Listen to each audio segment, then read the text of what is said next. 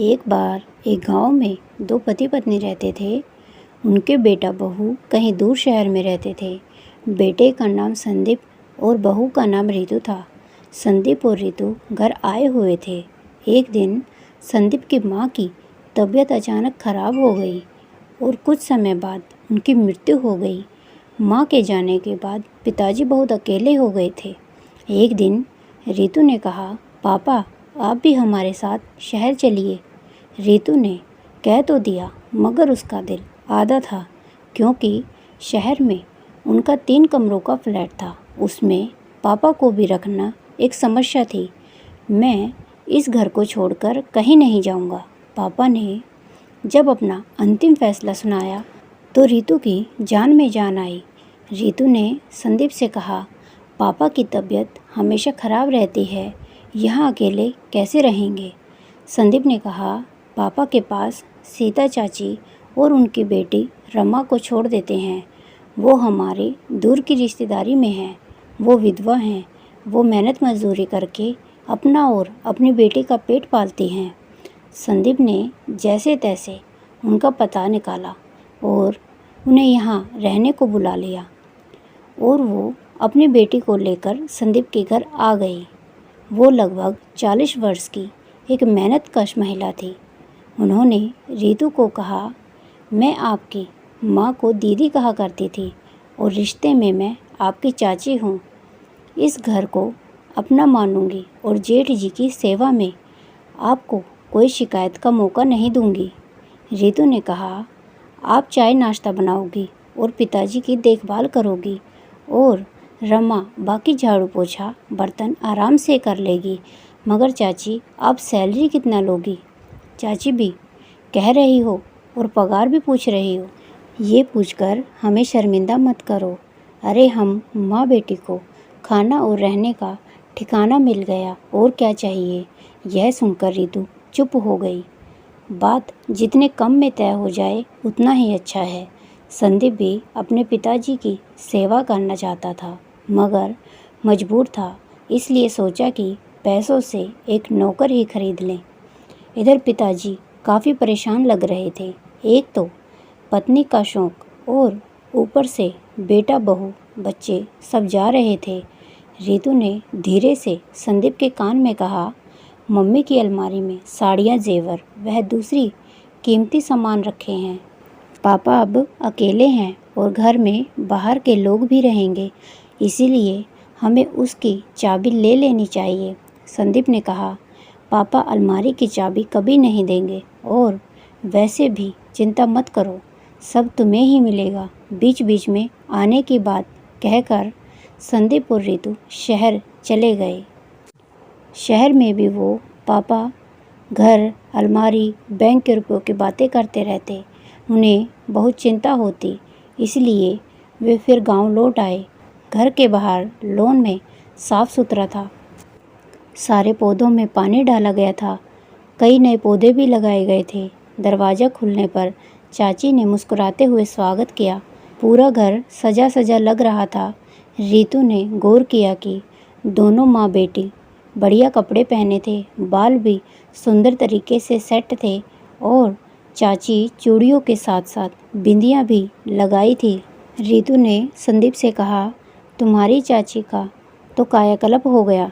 संदीप ने कहा, भूखे नंगे को सब कुछ मिलने लगेगा तो कायाकल्प तो होगा ही। और जब वे पापा से मिले तो और भी हैरान हो गए। वे पहले से भी अधिक स्वस्थ रहने लगे थे। पापा पहले तो झुक झुक के चलते थे, अब सीधे तनकर चल रहे थे। मम्मी के जाने के बाद हंसना भूल चुके पापा अब मुस्कुराते हुए पूछा, आप लोग बहुत जल्दी मिलने चले आए। संदीप ने कहा, पापा जी आप अकेले थे इसीलिए मिलने चला आया। पापा ने कहा, बेटे अकेला कहाँ हूँ, तेरी चाची सीता है और उसकी लड़की रमा है। रमा को अब की बार यहीं इंटर कॉलेज में डाल दिया है और शाम को 1 घंटा पढ़ा दिया करता हूँ। सीता चाची सबके चाय नाश्ते के बाद रात के खाने में जुट गई। सब कुछ ठीक चल रहा था, किंतु संदीप और रितु निराश बैठे हुए थे। वे पापा के किसी काम नहीं आ पा रहे थे और अब उनको इनकी ज़रूरत भी नहीं रही थी। रात को पापा सीरियल देखते हुए रम्मा से बातें करते हुए हंस रहे थे। जीवन से निराश पापा को जीने की वजह मिल गई थी। रात में सोते समय संदीप ने रीतू से कहा, यदि हम उसी समय अपने साथ पापा को ले चलते तो आज वे इस तरह माँ बेटी के आगे हमें भूल न जाते। रीतू ने कहा, अरे इसमें बुरा क्या है, वहाँ 3 कमरों के डब्बे में कहाँ रखते। संदीप ने कहा, रीतू तुम मूर्ख हो, तुमसे तो बहस करनी ही बेकार है। अब मामला हमारे हाथ से निकल रहा है, अब मुझे ही कुछ करना पड़ेगा। तुम तो पहले कहती थी कि यहाँ की ज़मीन बेचकर शहर में नया फ्लैट खरीदोगी। रीतू ने कहा, हाँ, लेकिन अब ऐसा करना असंभव है। अब पापा दिन प्रतिदिन स्वस्थ होते जा रहे हैं। उनकी मृत्यु की प्रतीक्षा में तो हमारी उम्र बीत ही जाएगी। चलो उन्हें शहर लेकर चलते हैं। जैसा तुम उचित समझो, मैं एडजस्ट कर लूँगी। रीतू ने कहा, उसे तो अपनी सास की अलमारी की भी चिंता थी, जिसमें कीमती गहने और अन्य महंगे सामान थे। वो अलमारी को खोलकर एक बार देखना चाहती थी, किंतु सासू माँ के रहते उसकी इच्छा पूरी नहीं हुई और आज भी नहीं हो रही थी।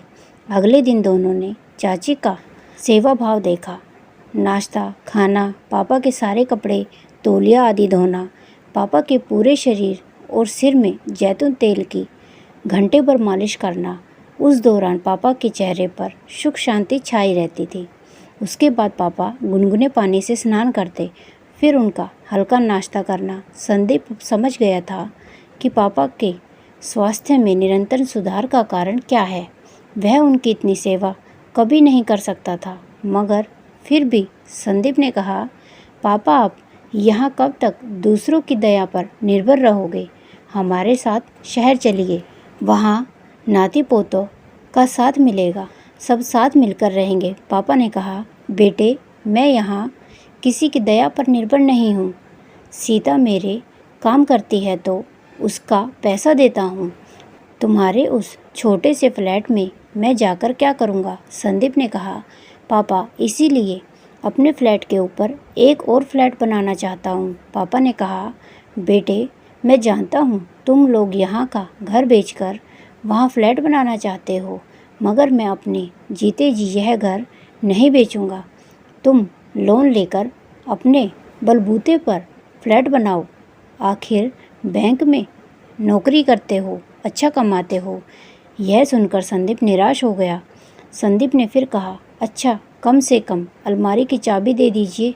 रीतू अपने साथ मम्मी के गहने और जेवर ले जाना चाहती है। पापा ने कहा, तुम्हारी पत्नी के पास कपड़ों गहनों का अभाव तो नहीं है जो मैं अपनी पत्नी के गहने दे दूं। इसके बाद संदीप और रीतू शहर लौट गए। रास्ते में रीतू ने कहा, पापा और सीता चाची का कहीं प्रेम का चक्कर तो नहीं चल रहा है? संदीप को रीतू की बात अर्थहीन लगी, किंतु वह चुप रहा। संदीप अब की बार अपने बच्चों के साथ गांव आया। वहां सीता चाची को माँ की साड़ी और गहने में सोने की जंजीर पहने देख उन्हें शक हुआ। अच्छा खान पान से शरीर भर गया था, वे सुंदर लग रही थी। उनकी लड़की रमा भी बहुत समझदार हो गई थी। आते ही संदीप ने कहा, सीता चाची आप में बड़ा परिवर्तन आ गया है। सीता ने विनम्रता से कहा, कैसा परिवर्तन? जैसे पहली थी वैसे तो आज भी हूँ। रीतू ने कहा, चाची आप काम वाली कम घर वाली ज़्यादा लग रही हैं।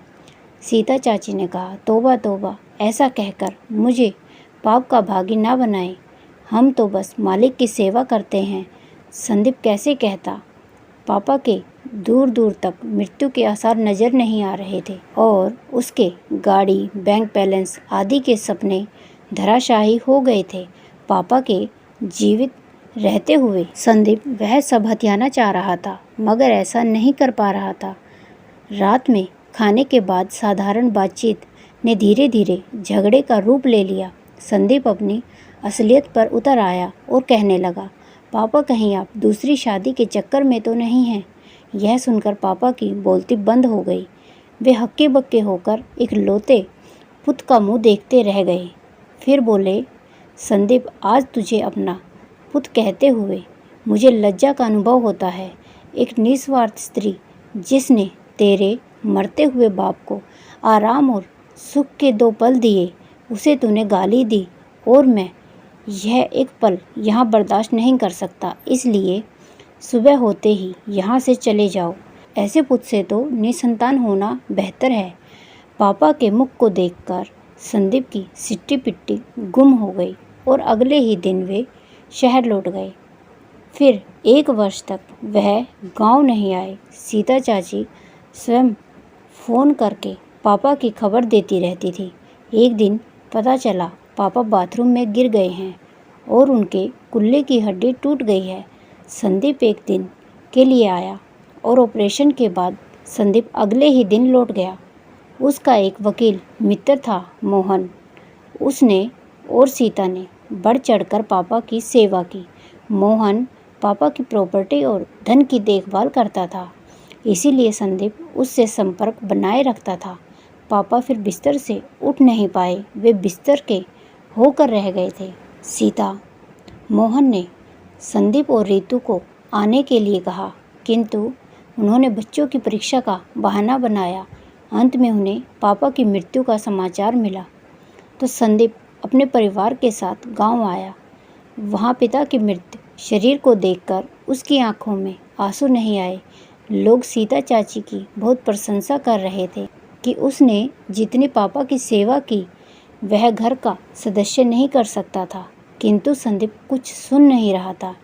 एक अजीब सा भाव उसके मस्तिष्क में छाया था, क्योंकि अब वह इस संपत्ति का मालिक बनने वाला था। तभी अचानक उसकी नज़र सीता चाची पर पड़ी। संदीप ने कहा, 13वीं के बाद तुम माँ बेटी यहाँ से फ़ौरन चली जाना। मोहन ने कुछ बोलने का प्रयास किया, किंतु सीता चाची ने इशारों से उसे चुप करा दिया। अंतिम संस्कार के बाद संदीप ने पिता को मुख्य अग्नि देकर समाज के लोग के बीच बैठकर दीन दुनिया की बातें करता रहा। इसके बाद घर आकर मोहन से पिता की संपत्ति का ब्यौरा लेने लगा और सीता चाची को अगले ही दिन जाने का आदेश सुना दिया। मोहन ने उसे समझाया, संदीप रुको, अभी 13वीं तो हो जाने दो। संदीप ने कहा, बिल्कुल नहीं, तुम्हें नहीं पता, इस स्त्री के कारण ही मेरे पिता मुझसे दूर हो गए। मुझे अभी शहर जाना है, जब 13वीं आएगी तो फिर चले आएंगे, मगर इससे पहले लॉकर से गहने निकलवा लूँगा, रुपये पैसे अपने खाते में ट्रांसफ़र करा लूँगा। मोहन ने कहा, असल तुम ऐसा नहीं कर सकते, क्योंकि तुम्हारे पिताजी यह घर सीता चाची के नाम कर गए हैं। बैंक के रुपयों का 50% वे अनाथ आश्रम को देकर गए हैं और बाकी 50% सीता चाची के नाम कर गए हैं। अलमारी और लॉकर के जेवर वे तुम्हारी पत्नी को देकर गए हैं। यह सुनकर संदीप के पैरों तले जमीन खिसक गई। मोहन ने समझाया, देखो, स्त्री पुरुष का केवल एक ही रिश्ता नहीं होता। तुमने उन पर चरित्रहीनता का आरोप लगाकर अंतिम समय में उन्हें बहुत कष्ट पहुंचाया। दूसरी तरफ सीता चाची बैठी रो रही थी। पैसों के लालच में बहू बेटे कितना नीचे तक गिर गए, मगर अफसोस उन्हें कुछ नहीं मिला। इसके अगले दिन संदीप अपने परिवार के साथ शहर चला आया।